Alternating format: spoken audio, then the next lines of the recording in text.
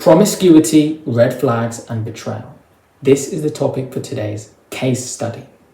I have a very interesting email from a male subscriber, and he shares everything that happened in his abusive relationship with his ex, not only to point out the behavior and mistakes that she made, but his as well. At the end, he makes a list of every single red flag that he saw in her and from himself, so that you can all learn from their mistakes and apply it to your life so that you do not have to go through this.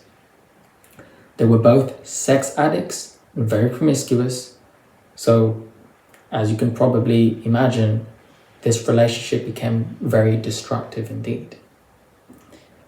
With that said, we're going to dive right into it. There is a lot to learn. Grab a coffee, get something to eat, and press play. So, I'm going to start off by keeping his identity private and refer to him as Jimmy. And before I do go any further, for those of you who would like to get my help personally and you'd like to learn more about what I teach, the link down below in the description, head over to my website, to the About page, and check out Relationship Mastery. With that said, let's begin. So Jimmy says, "Hi Christian, and as promised, here is my story. English is a second language for me, so I apologize in advance for repeating certain words in my writing. 4 months have passed since my breakup, and I still can't move on from this relationship. We were together for 1 year and 5 months. But I'm going to give you some background information all the way to 2021. What follows happened just before my serious relationship. So he's going to share some information of the relationship that happened just before, because there are certain things he did in this relationship which carried on.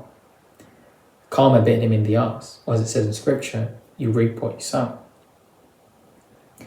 He said, I was working in a bar in Spain. I've always been a promiscuous guy. I was having a lot of one-night stands, but I was also having strong emotional regrets afterwards, and then still keep repeating it, trying to heal, doing the same thing. I felt high in that moment, but later I felt used, empty, and dirty, and I didn't find close intimacy with random hookups. So I decided I wanted to be in a relationship. So I met this girl, and we got into a relationship for 1 month because she required that from me in order for me to have sex with her. But I didn't really take her seriously or care to the point, so I just cheated on her with another girl. I didn't share this later with my serious ex from the case study we're going to get into, but I hurt the heart of this girl, and later karma bit me in the ass. You'll never get away with doing evil things, and it will always come back on you. But he's honest enough to admit that he did that to us. He didn't admit it to this girl, but as you're going to see, this relationship, they were both lying and keeping things from each other. Their foundation was immoral. Anyways, end of August 2021, one afternoon, I saw her. We stared at each other, and I felt strong attraction between us, thinking to myself, she's mine, she's the one. She looked like a challenge and trouble at the same time, and she reminded me of my first girlfriend that broke up with me and left me broken, depressed, and suicidal back when I was in high school. But this time, I wanted to prove to myself that I could tame and keep who in the past I felt I failed to, and prove that I was changed. She was 19 and I was 22. We were both only children. Nah, you're adults.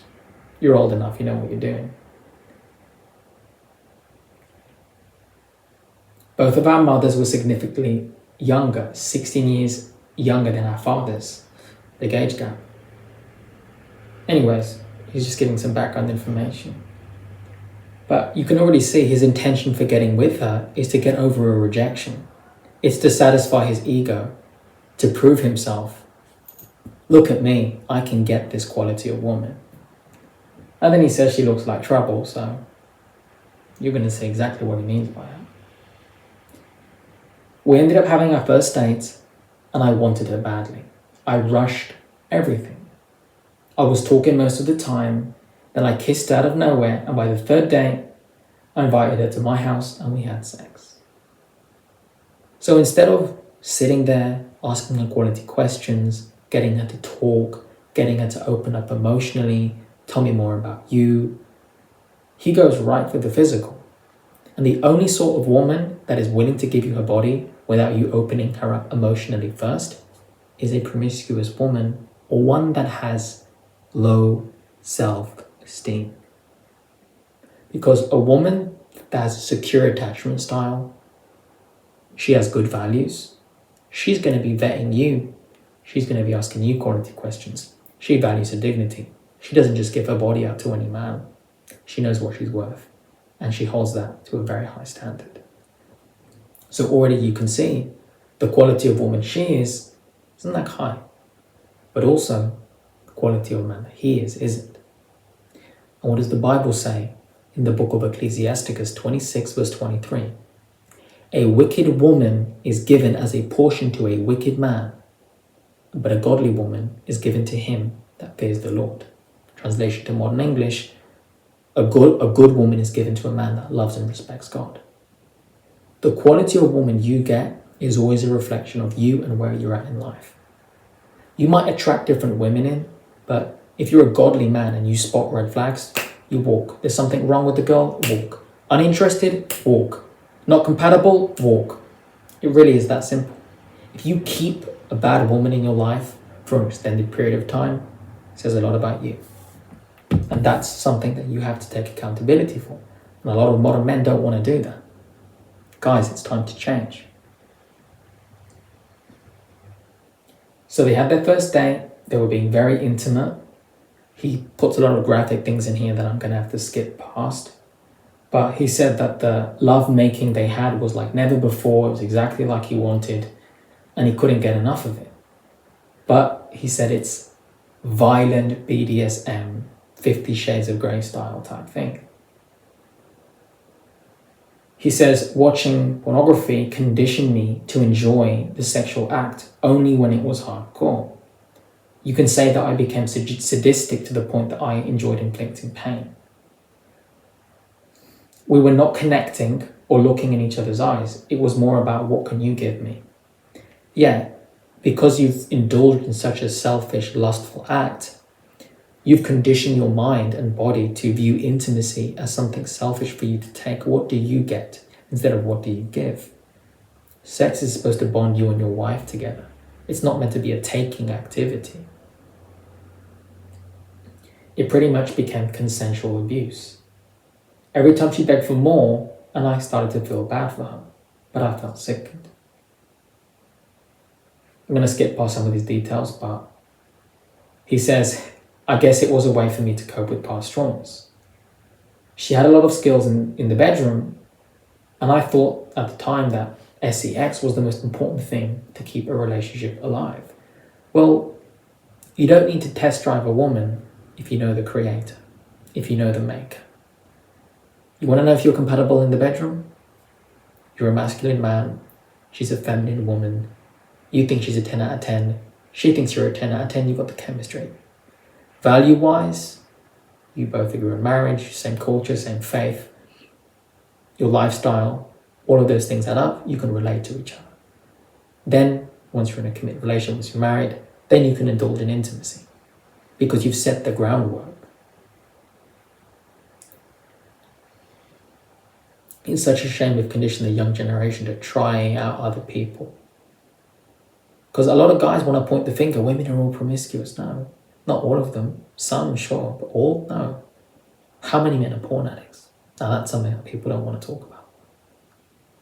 Hey, there's a lot of women reading inappropriate romance novels, which they shouldn't be because it's word porn. But men are watching a lot of visual, stimulating images, which is just as bad. You've got to take accountability for yourself first. But this is what it creates, and you can kind of see the picture that's being painted here, how it affects his relationship.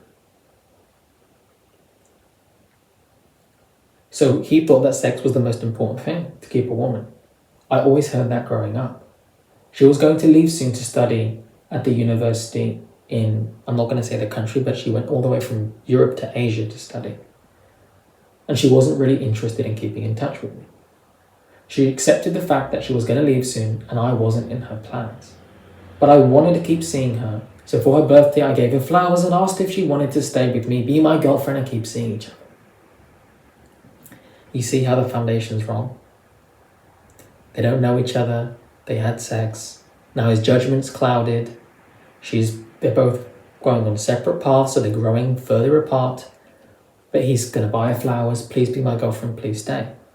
He's making a decision from a place of neediness and desperation, not from a sound, relaxed, peaceful mind. You see the difference? And now that sets the stage and the tone and the standard that he will always expect from her. He's always going to be in an anxious, worried state because that's how he got her. How you start is how you finish. The foundation is immoral. It's not righteous. And it's like you want the woman, when her emotions are ready, 5 to 8 weeks of courtship, 1.5 months to 2 months, that's when a girl's going to bring up where is this going? Would you want to be serious with me? I want you all to myself. I want you to be my boyfriend. She wants the commitment when her emotional attraction is ready. Because women take a little bit longer to fall in love than men. And around the same time is when you should get the first L word from her, the first I love you. If you're getting a girl that wants a commitment, for the guys watching, but she ain't saying I love you, why does she want the commitment? Probably not for the right reasons. Anyways, back to the main theme of this video. He's the one begging her for a relationship, but he's only focused on his own interest level, not looking at hers, not gauging how she feels towards him. And you can see that, she's not really feeling it. I said I loved her, and she replied that maybe loved me, and let's see. Yeah, that sounds like she's really in love with you. What was I just saying a minute ago? That's right. Let her bring it up when she's ready. I realized soon I had a fetish and obsession for this type of girl, and I was ready to give my life to in exchange for nothing. I started thinking about why. It came out that she looked very like the porn star I used to watch the most.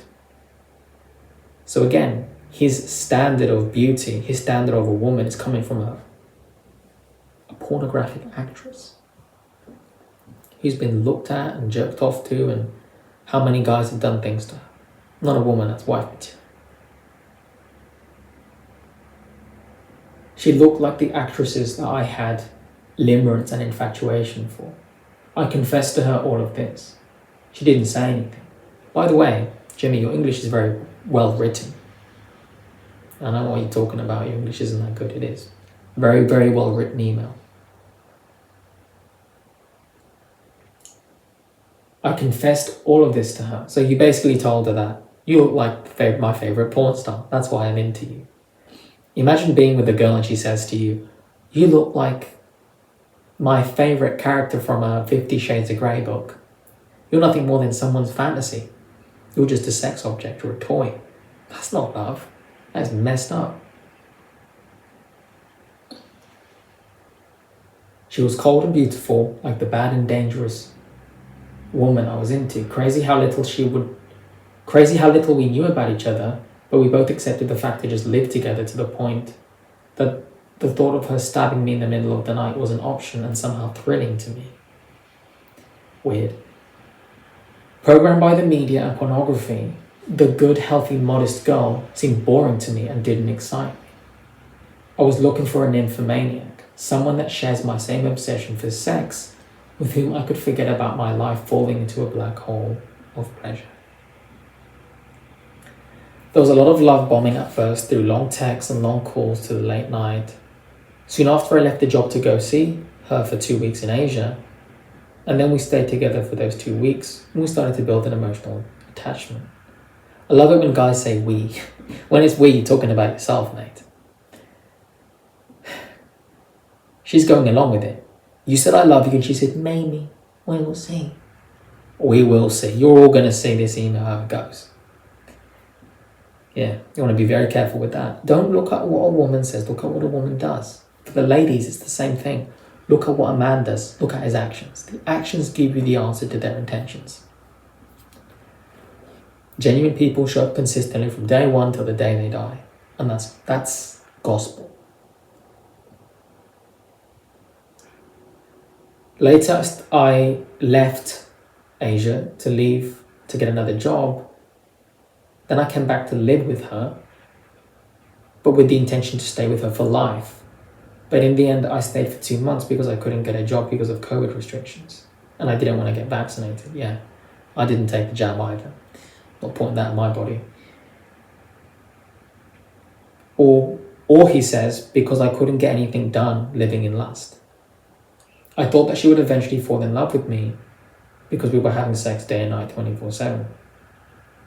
I decided to delete all the chats and contacts I had with women from the past that I previously had because I wanted to commit to this new girl. Let's call her Jessica. To Jessica 100%. I convinced myself I was in love with her when actually all I wanted was sex from her. And isn't that the case for a lot of young men? They get into a relationship and that's all they want from the girl. You don't want to love her. You don't want to marry her or raise children with her. You don't want to protect her. You don't want to provide for her. You just want to use her to satisfy your flesh. And that's what happens with a lot of guys. Very interesting what he said there. He convinced himself that he was in love with her when all he wanted was sex. I had this idea in my mind that through sex I would find God, enlightenment, vision and purpose. I must have read something like that in David Daly's book on sex. David Daly's book has some good points, but it's New Age, so it's satanic. You want to be very careful with reading that. At the time, I also believed in all the New Age stuff, like finding my purpose in the Amazonia and doing all these weird things. Anyways, all I got was the opposite. I found myself tired and too distracted to work on my goals. So yeah, that's kind of like, you see, you turn your back from God. How's that going to work out? One day, I asked her about her body count. She didn't want to say her body count. That gives you the answer that you need. That tells you that it ain't low. She said with uncertainty, 4, then 5, then 6. She was unsure. For those of you who've gone through the Relationship Mastery course or my book, or even previous videos, I always talk about this. When you ask a woman about her body count, if she's, I'm not sure, I have to think about it, you don't need to know, I don't want to tell you, that's like the inflation. It keeps going up. Because good women who have a low body count and they're proud to admit that they've kept their purity, they'll openly tell you, they'll give you all the details you need. Because there's no shame there. Then she followed up by saying that my body count of 20 people wasn't too many. He did have a promiscuous past, as I said in the beginning of the video. He said, I felt sick to my stomach. Now I was thinking about a person that has been with a few people can have all these sex skills. But at the same time, I felt so lucky to have her because she was very beautiful, but something didn't add up. Why did her first boyfriend leave her one day without explanation and leave the country without telling her? Why didn't other guys after the one night stand keep in contact with her and keep a relationship with her? Because she's a hoe. That's why. Later, I started suspecting that I had some symptoms of STDs. Then I thought about the last couple of night stands I've been having, which were unprotected. I got scared, I told her all of this, and we went to get the test. Luckily, I didn't have anything. But I thought she was going to break up with me because I lied to her, telling her I've always had, protected sex before.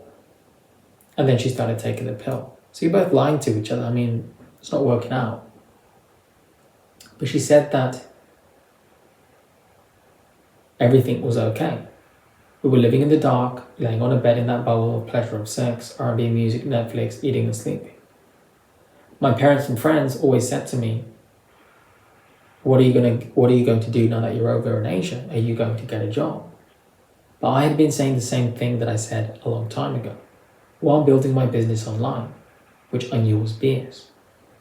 You got the punani, you got a woman, and she's godless, she's leading you astray. Well, your lust led you astray. And instead of you building a career, building a business, and having a good woman by your side, you're lusting after a very immoral woman and it's sucking your soul dry. I wasn't getting results with my business because I couldn't focus. I said to her that I would get a humble job to get the bills paid, but she didn't want me to get a job. She wanted me to stay inside. So I would say that I was working on my business, but the reality is I can barely focus for 1 hour. Slowly, I became tired of the lifestyle. How you do one thing is how you do everything. It will catch up to you.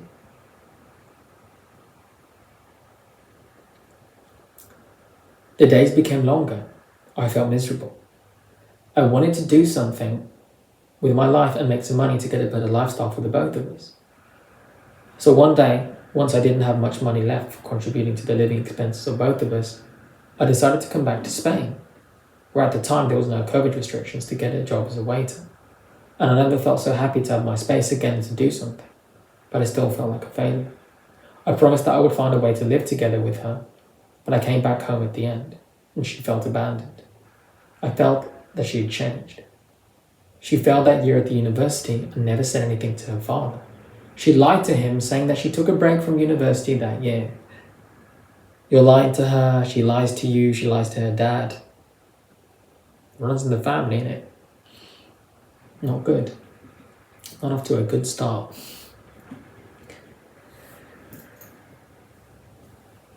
So we both came back to Spain.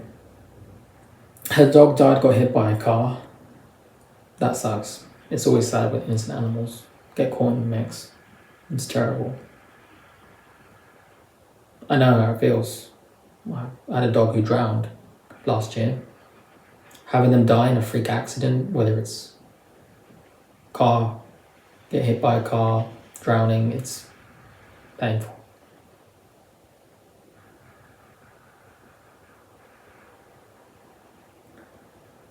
But then after a short time, we decided to get a cat. Alright, fair enough. She got off the birth control pills without telling me. Well, see, that birth control does so much damage to a woman's psyche. Now, she's really going to change her hormones as well. Now she became even more distant. And what happens with a lot of women is when they're on birth control, they're attracted to more like effeminate, weak men.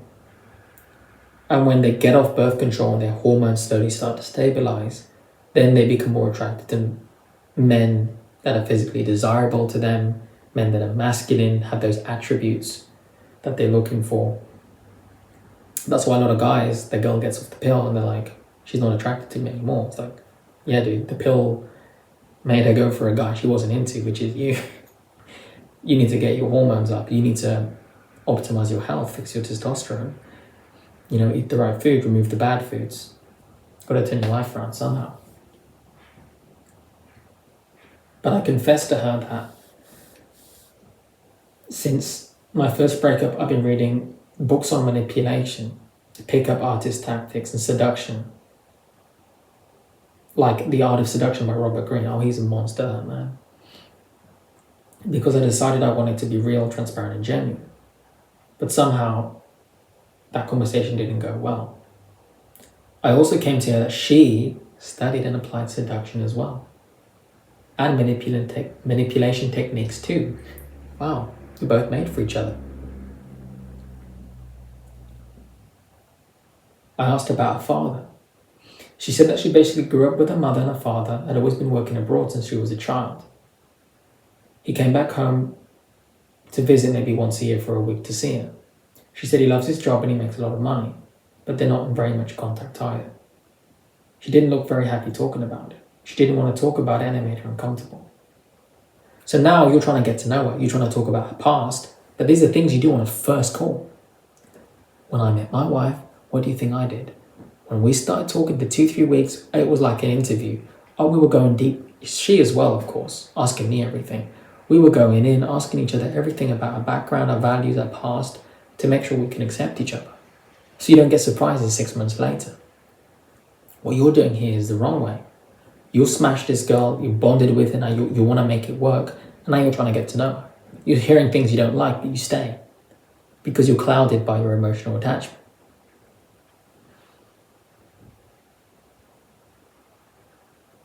So now he starts to ask more questions about her. Tell me about your past. And she confessed that she used to drink a lot, alcohol intoxication. She'd go to hospital. She drank an entire bottle of gin for no reason as a teenager. Since then, she said she drank every now and then, but the reality was she was very vague and incongruent with what she said she did. I asked her if she ever tried hard drugs. She said she tried it once at a party. Me hearing all this made me want to save her from taking the wrong path like drugs. I wanted to be her hero. Yeah, I'm going to fix her and I'm going to build her into a wife. You don't build a wife, you find a wife. She already comes to you with the pieces put together. All you got to do is take a hand. But a woman like this, it's like you're playing build a wife. Fix her up. It doesn't work. And you see girls do this too. They get with these abusive men and, I'll fix him. I'll change him. I'll mother him and make him whole again. Find a guy who's husband material, right? Don't build one.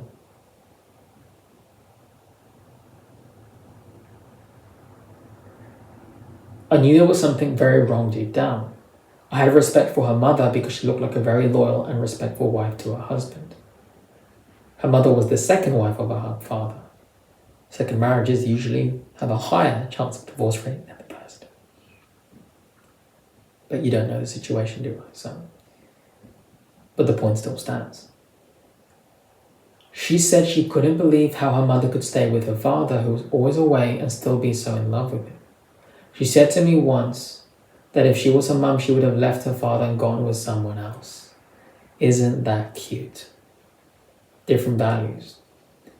So if she didn't learn this from the parents, she learned this from bad influence on her own. As she said, reading manipulation books, all these different things. That's where she's getting it from. She said to me once that if she was a mum, she'd leave her father, be with someone else. And that one day, she said very lightly to me that she was helping her mum text guys on Tinder. So she was encouraging the mum to talk to other men when the dad's away. I replied I didn't care if it was for her mum, it was disrespectful to me and to not do that again. So the mum claims to love the father, but she's texting other guys. So not only was it the manipulation stuff, then the mother actually is screwed up as well then. We've all learnt some more information on this. So then he told her, I don't want you to be helping your mum with Tinder, it's disrespectful. He said, I slap myself in the face now. I was so blind to accept things like that. It's so weird. Fast forward, he said it's my birthday. We're in a hotel. And just after sex, she picks up her phone and starts scrolling through TikTok. I got angry and upset at her, and it wasn't like before. She doesn't respect our time together anymore. She says I'm crazy, gaslights me, plays the victim and makes me look like the crazy one, using shaming tactics. I told her many times it felt to me she was very secretive, always trying to hide something or doing stuff behind my back. She always held her phone inclined out of my sight, and she replied, "My phone is private. Why should I show you?" Because she's got something to hide. That's why, Jimmy. But I wanted something more. When at the beginning we agreed to go with the flow, you never go with the flow.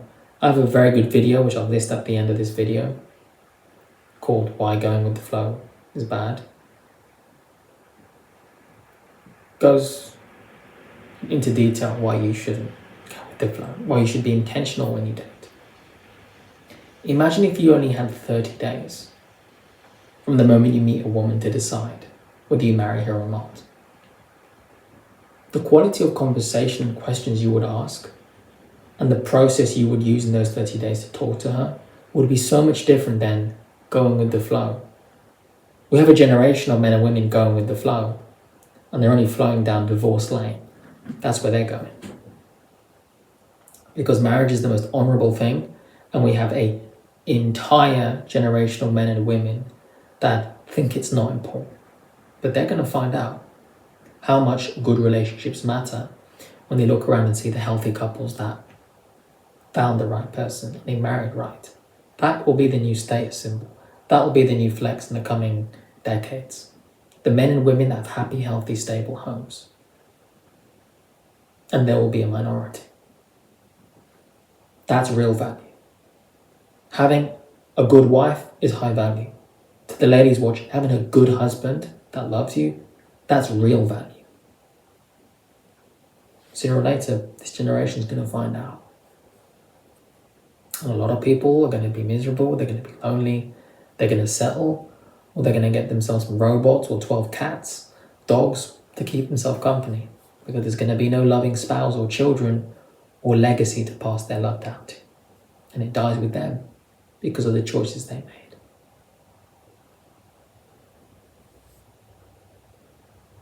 But here's Jimmy going with the flow. At the beginning, when we agreed to go with the flow, but now I was talking to her about family and thinking long term. It's too late. I started to take things more seriously. I drank less alcohol, masturbated less, worked out, worked on my business, waking up, going to bed early. But she didn't really support my vision. She thought it was a boring lifestyle. She wanted to go out, meet up, and have sex every day. She didn't smoke, but now she started smoking carelessly in front of me. She started doing things that she knew I didn't like to trigger me. Very manipulative girl. I started watching Red Pill content for hours during that period. When I met her at first, she had a very modest and sober Instagram, except a photo with her ex, male friends, and a yacht trip. Not good. But only later on, I realized she was slowly posting inappropriate content, showing her legs, her breasts, her tongue, provocative poses. And then I found photos of her in lingerie publicly on Google. When I confronted her, she gaslit me, saying that it wasn't a big deal and that I was an insecure stalker. That's great. You still want to get to know her? That's up to you. I slowly saw she was acting like an influencer and following boss girls on Instagram. She supported the idea that if a person in your life that you love makes you feel bad and doesn't meet your standards, you can cut him or her off without even having a proper clarifying conversation. And I was shocked by how someone can be so non-considerative, ruthless, heartless, and superficial. She was always like that. Your lust and your porn addiction and your promiscuity clouded your judgment. You saw her as a trophy, as something to change, as a challenge. You wanted a challenge. You got yourself one.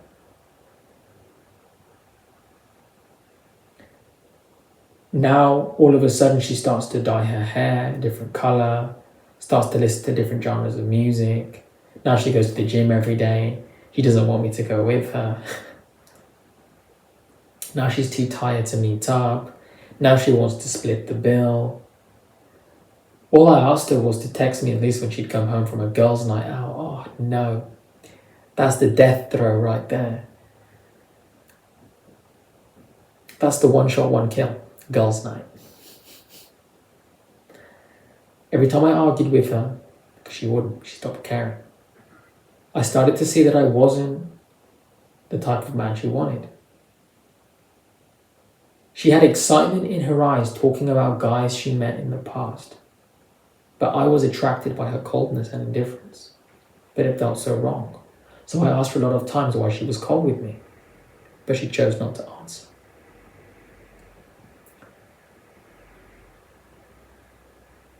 I guess she was just like this because of her Middle Eastern culture, but then it was time I realized she'd never had hidden her feelings. She'd always shown how she felt, yeah. You were just blinded by it, by your lust and your interest level. On many occasions I noticed her eyes lit up and she got even more excited when talking about celebrities or men she genuinely desired. If you're in a committed relationship and a woman thinks you're the most handsome man in the world and she's a good girl, you're the only man for her. You're the 10 out of 10. You're Mr. Handsome. You're the one she wants. If you're a loyal man and you adore your woman, she's your everything, that's it. You don't want to look at other women.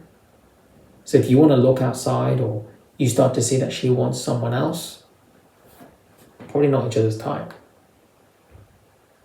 You can't negotiate genuine desire.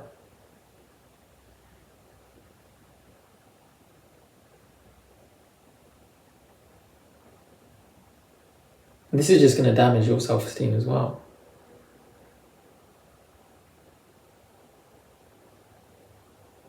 I realized that she never saw me as her first option, neither her type, and she never even had strong, genuine desire for me. She'll never see me as that no matter what. I never introduced her and didn't want to be seen with her by people I was working with because I was jealous and had an inferiority complex. Now, after 1 year later, I wanted to introduce her to my parents, especially to be introduced to her father, but now she didn't want to. I never introduced her to my parents at first because I wanted to keep it private. But actually, it was because I never had a good relationship with my parents. I knew we both had red flags, but I wanted to work it out together with compassion and understanding. I started asking myself questions like, why do people marry? Why do people break up? How do you keep a long-lasting relationship? I started reading articles on the internet and came to realize we're not compatible and our relationship is a mess. I wanted to keep her and have something more serious, but she didn't. Don't keep someone that doesn't want to keep you. She didn't want to talk about marriage or a future together, and there was no more respect, so I became complacent. And instead of breaking up with her, I just put less effort on the dates, became passive-aggressive, and wanted to see her less. I started desiring other women that I thought were a better option than her, and I knew that she became replaceable. And I could see girls like her everywhere. She's not that special. I started mocking the law of attraction and she replied mocking God. I realized that all this time I've been convincing myself to be in love with her just because I loved the idea of what a relationship was for me.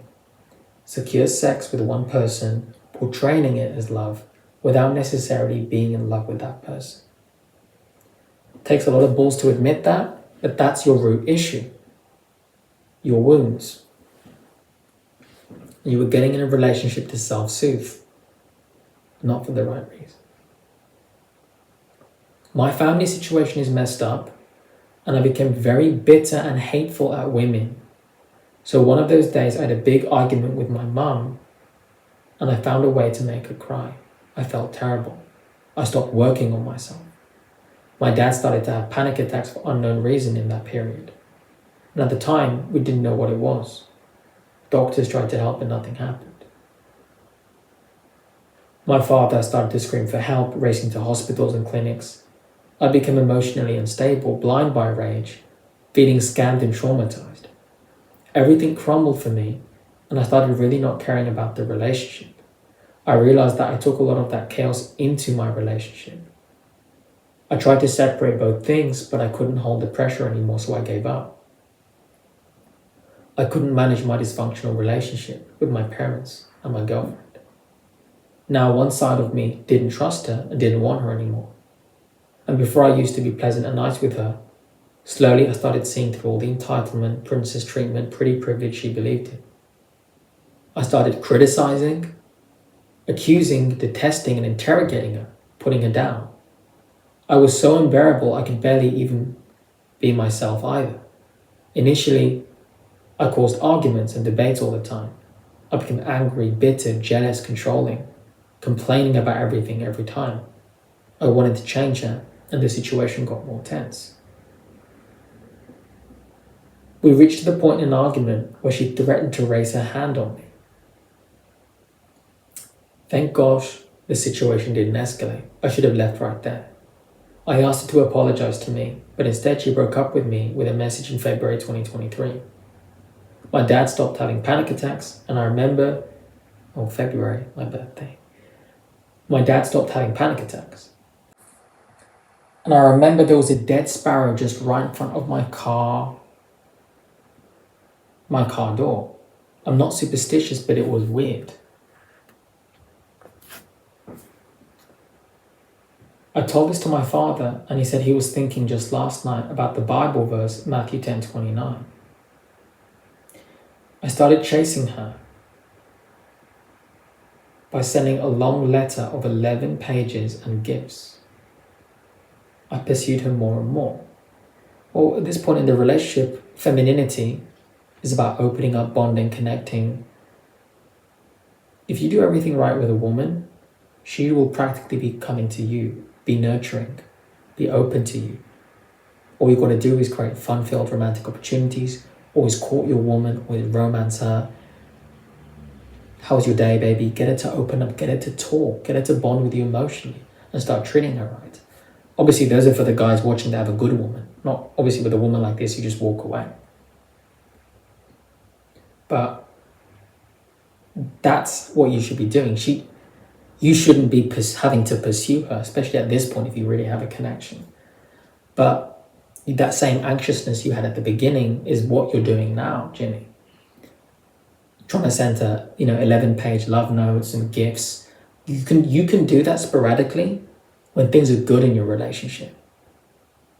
When everything is going well, when both you and her, your emotional attraction is at the peak at a 9 to 10 level, you're both in love consistently, and you're doing everything right, then you can surprise each other. Then you can do little gifts. Then you can do something sweet and something special, right? But if things are going bad, and from everything you said, all these abusive conversations, how toxic everything is, you trying to make it right with gifts and that, it's going to come across as a bribe, not genuine. I pursued her, I begged, apologizing, saying how much I loved her. I kept trying to contact her multiple times, no response. She's gone cold 180. She said she felt tired and drained by my behavior every time. And she confessed to me that she stopped feeling something for me the day I left her in Asia and came back to Spain a year ago. But she never said anything for 1 year. She didn't with her words, but her actions surely showed you something else. I mean, she's going on Instagram, she's posting lingerie. I mean, come on. Having girls' nights, where's her heart at?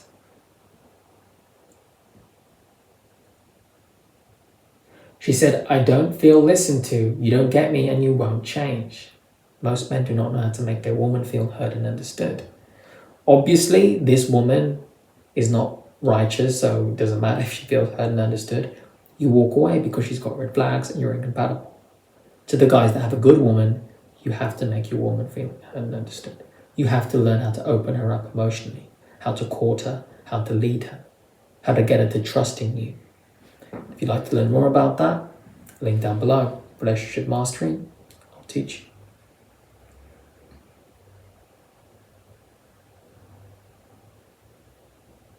She said, I don't feel listened to, you don't get me, you won't change.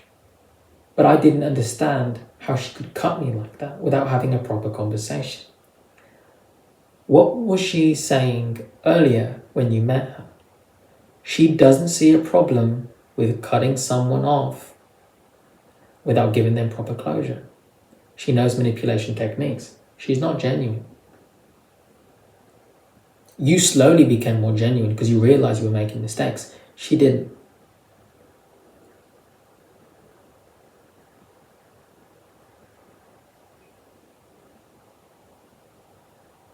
I couldn't sleep or eat. I didn't know what to do. I totally lost control. And at one point I wanted to take my life. And I threatened to her that I would end it if she didn't meet up with me. But it was a typical narcissistic tactic to manipulate someone when I wasn't getting my way, I guess. Yeah, because he learned that from manipulation stuff. It's toxic behavior. But then we met up. And I never saw her so cold with me. She looked like a completely different person. And I tried again to convince her to stay. She didn't say a word. I tried to kiss her, but she rejected and pushed me away. Now I'm mad and I wanted revenge. Very loving, right? I don't think so. So I said to her, give me all the gifts, and in particular the watch I gave to her for her birthday, because I didn't want her to wear it when she would be with someone else. I regret it, and I kept sending her long messages till she blocked me everywhere. In April 2023, the day I presented myself and stayed for hours in front of her house, calling and begging her to come out and talk, just like in the movies. She said she was going to call the police, so I left and didn't contact her anymore. At this point, I visualized myself jumping off a building. I felt like I lost everything. But then I thought about my family and everything they did for me.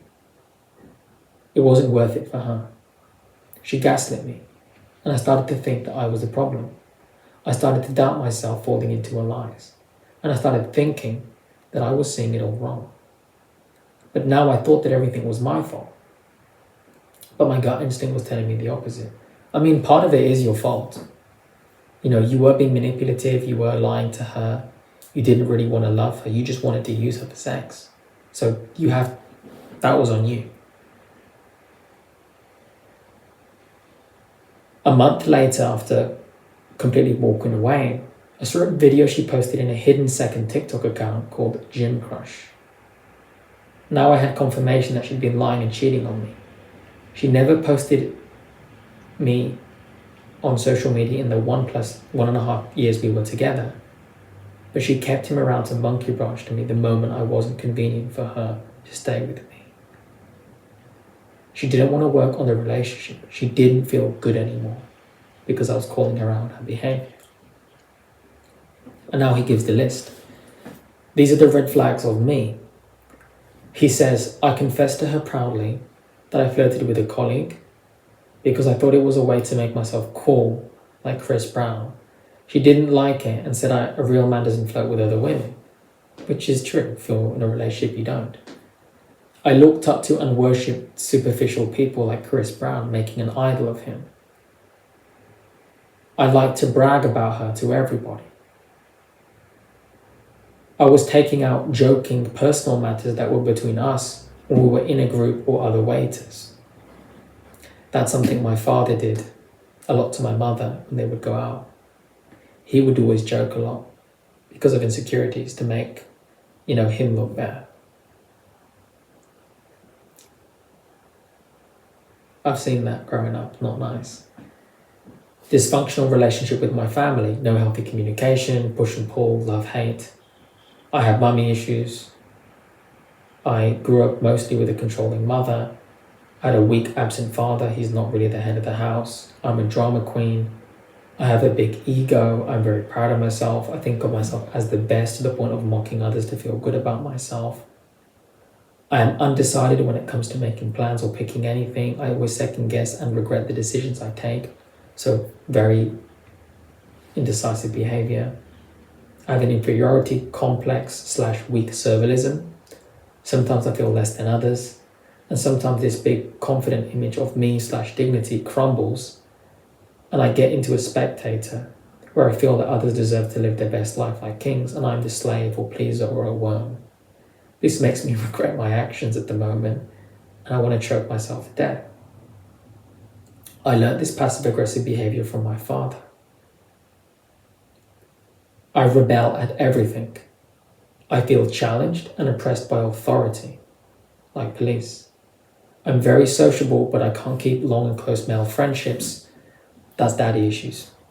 Guys that have daddy issues don't have good relationships with men because they've had a bad view of men from their father, so they're not very trusting around other men.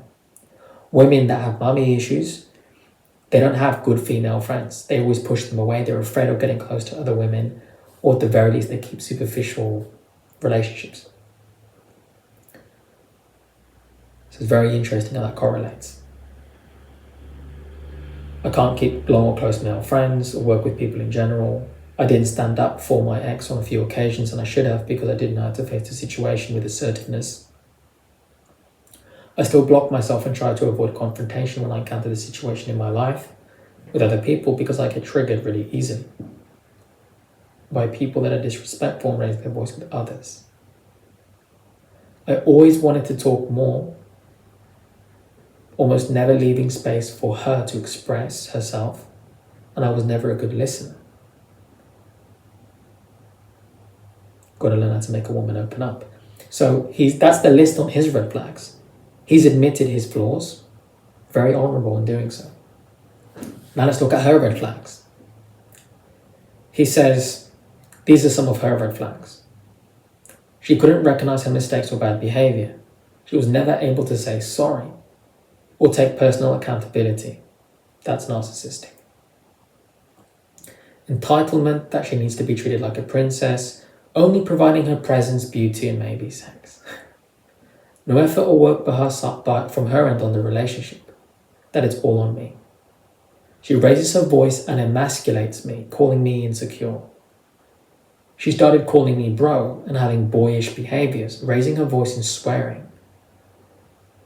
She put up the facade of a traditional, classy, clean, and elegant, innocent girl to deceive. She wasn't quite exactly like that. She confessed to me she was attracted to masculine girls and wanted to try a lesbian experience. She felt she didn't need me when I asked to help her with something. She replied, I can do it by myself. I'm a strong woman. So she made me feel useless. Yeah, very feminist-like. A lot of girls in Spain are like that.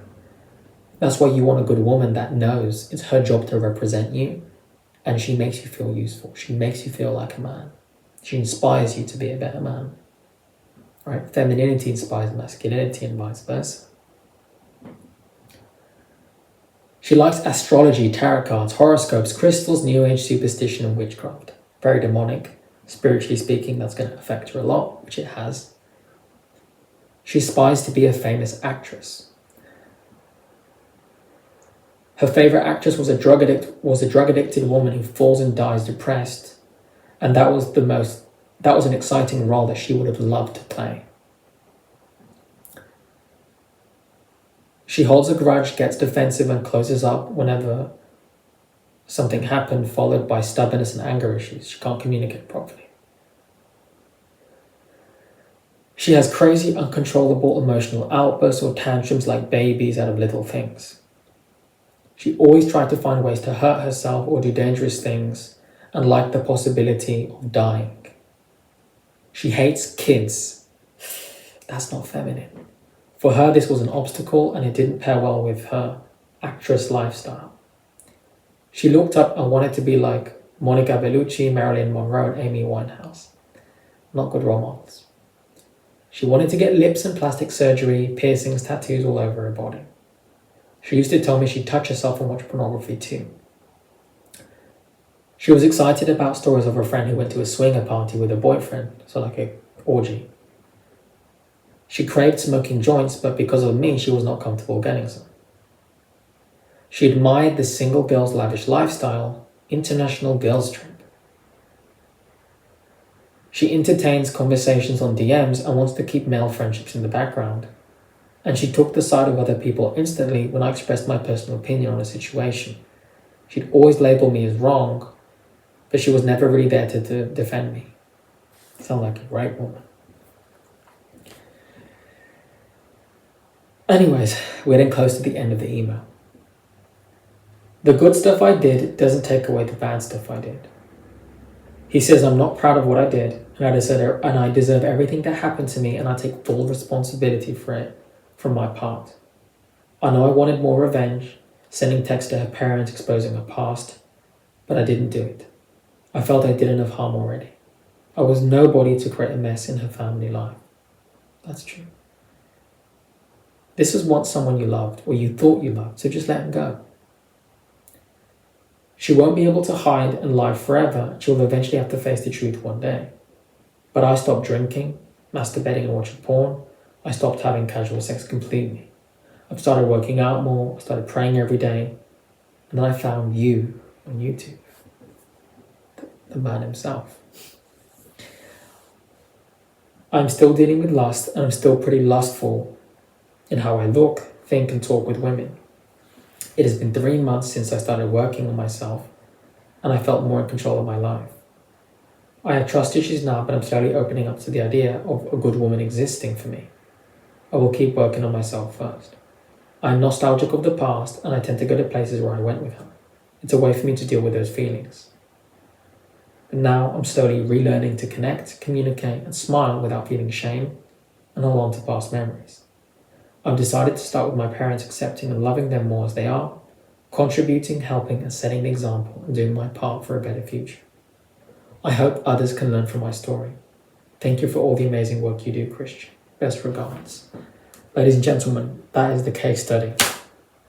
As you can see, promiscuity, getting involved in New Age, all of this toxic behavior, having impure relationships, going with the flow, being with someone out of selfish motive, how your lust, how porn addiction, how these things can damage you, it's all there.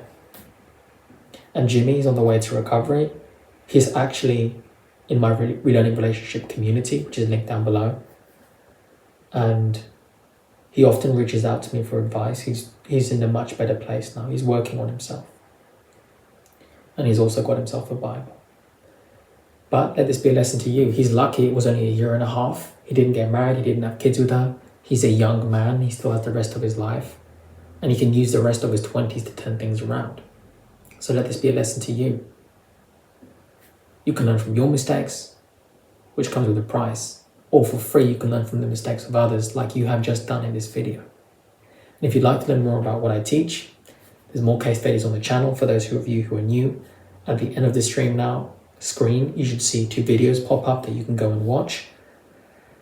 And with that said, if you have any questions or you'd like to learn more about what I do, all the links are down below. If you found value in this case study, give it a like, share it with someone who is struggling and going through something similar.